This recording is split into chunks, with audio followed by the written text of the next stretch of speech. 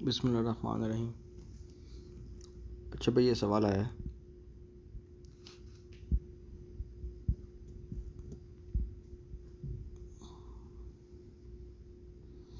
a block of wood of weight 25 Newton is held stationary on a slope by means of a string as shown in figure 1.1. The tension in the string is T, and the slope pushes on the block with a force R that is normal to the slope. Either by scale drawing or by calculation, determine the tension T in the string. Tension T निकालनी है मुझे, तो let's start it. सबसे पहली बात, इसको solve करने के लिए हम एक काम ये कर सकते हैं कि इसको यहीं पे ब्रेक कर दें। मतलब मैं एक लाइन ऐसी बनाऊँ, यहाँ पर एक लाइन यहाँ भी ले आऊँ, इसको ऐसी यहाँ पर, सही है।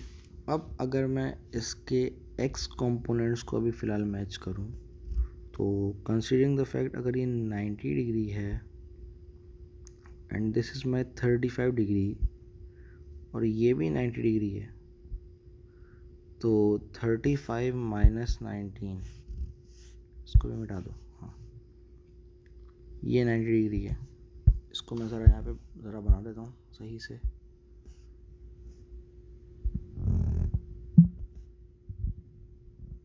ये मेरा एक्सिस है और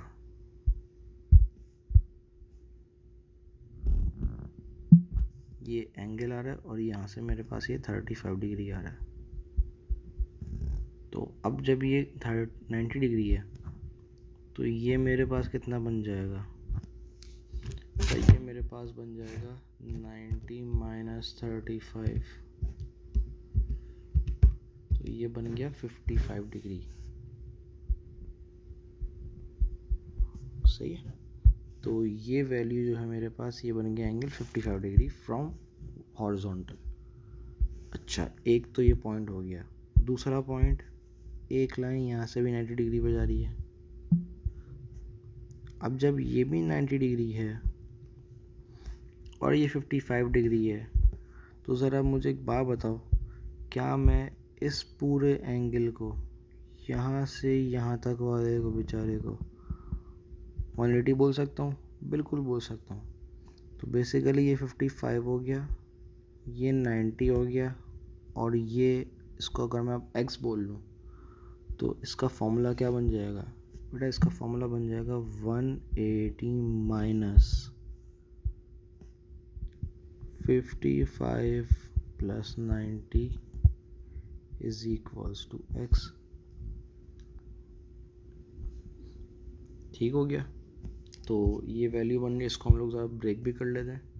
55 प्लस 90 प्लस x ने मिलके बनाया था 180 डिग्री। तो ये इस चीज़ को मैंने मैनिपुलेट करके ये बना दिया। तो ये बन रहा है 55 प्लस 90, इसको 180 में से माइनस कर दो आंसर को, तो आंसर बन रहा है 135, सॉरी ये। तो इसका एंगल भी 35 डिग्री हो गया। आई होप यहाँ तक बात समझ आ गई होगी। इसको फ़िलहाल मैंने एक्स एक्सिस से इसके एंगल्स ले लिए हैं। तो अब अगर मैं इसकी नई डायग्राम बनाऊँ, तो वो यहाँ बना लेते हैं।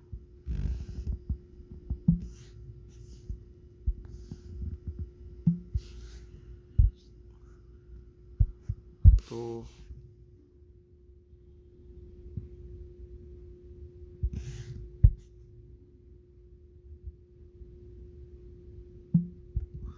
एक इस तरह से है और एक इस तरह से है। यहाँ से ये भाई साहब एंगल बना रहे हैं 35 का, और इधर से ये एंगल बना रहे हैं 55 का। ठीक है। अच्छा, अब इसी डायग्राम को अगर मैं कॉपी करो और यहाँ ले आओ पेस्ट करके, इधर रख दूँ मैं। सही है। और एक और चीज़ इसमें जो मुझे पता है, दैट इज़ योर, एक नीचे भी वैल्यू आ रही है इस तरह से। तो अब अगर मैं इसकी वैल्यूज़ निकाल दूँ, हिला तो नहीं है ना, ठीक है। जिसमें मुझे ये वैल्यू पता, दैट इज़ योर 25 न्यूटन। ये एंगल पता है, अब उसका फ़र्क नहीं पड़ रहा, अब ये एंगल पता है, वो एंगल पता, बात एक ही है। अच्छा, जिसमें ये R है और वो T है। This is your R and this is your T, ठीक है। अगर मैं फ़िलहाल X डायरेक्शन की बात करूँ,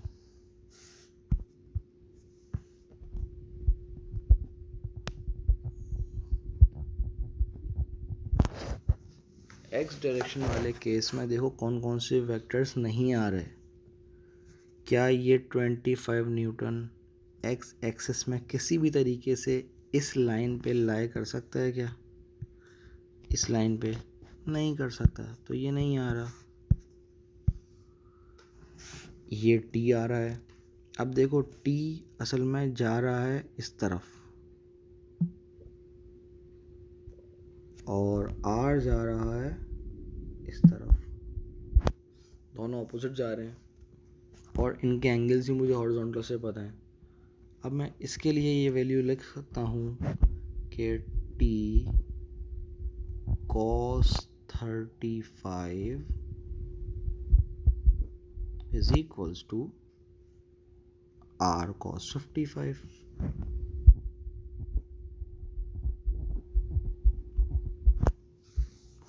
आई होप ये बात समझ आ रही होगी। cos 35 और cos 55 की वैल्यू निकाल लेते हैं। cos 35 का आंसर आ रहा है 0.819, तो ये वैल्यू बन रही है 0, बल्कि इसको ऐसे ही छोड़ दो, इसको छोड़ दो बिल्कुल, ठीक है। इसको एक टर्म में ले लेते हैं, लेट्स से इसको R की टर्म्स में ले लेते हैं, तो ये बन जाएगा T is equals to R times cos 55 over cos 35। ये इक्वेशन नंबर 2 बना दिए मैंने फ्रॉम इक्वेशन नंबर 1। अच्छा, अब ज़रा हम लोग बात कर लेते हैं वाई डायरेक्शन की।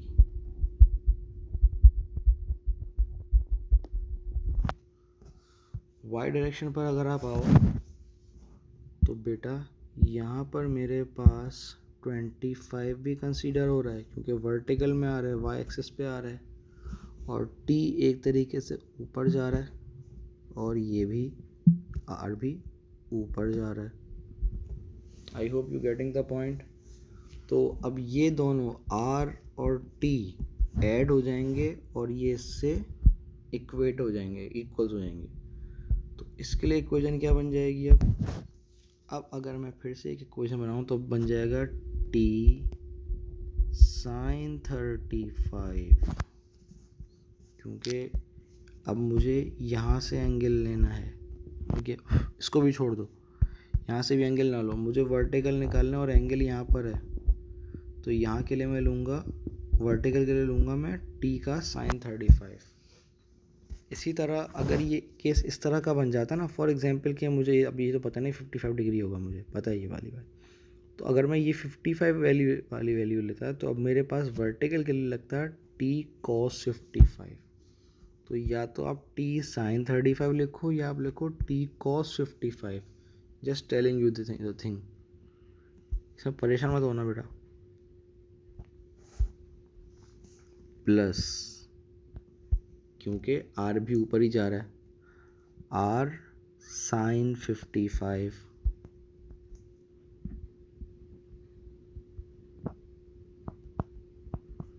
बराबर हो गया, जो नीचे जा रही है ऑपोजिट वैल्यू जा रही है, that is 25। I hope you guys are getting the point.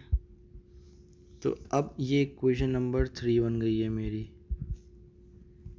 2 को 3 में प्लग कर दो, मतलब T जहाँ जहाँ पर T है वहाँ पे ये वैल्यू प्लग कर दो, तो ये बेटा बन जाएगी वैल्यू R cos 55 over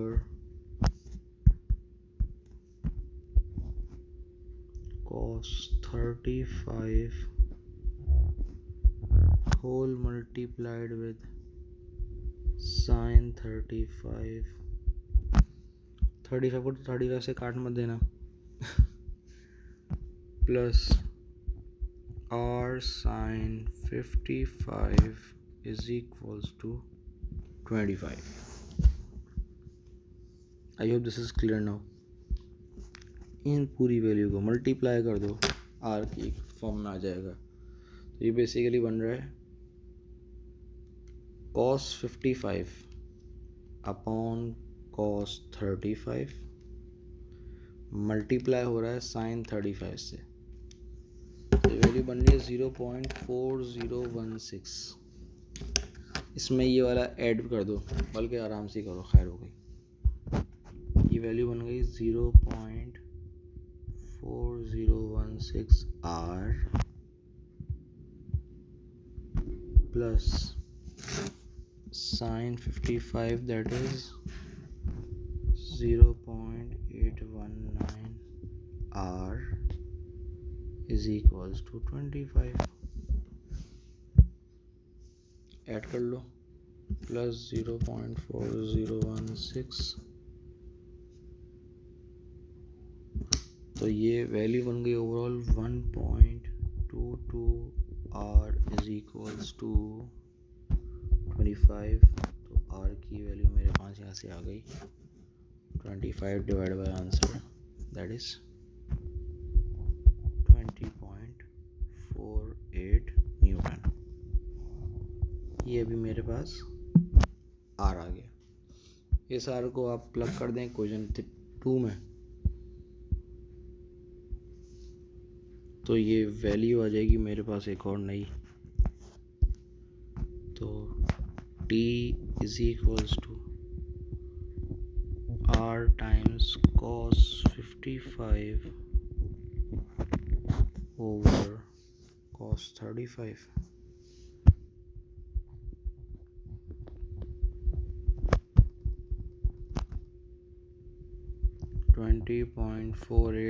कोशिश करना कि जो कैलकुलेटर में आंसर पड़ा हुआ है आर का वही डालो, अलग से मत डालना।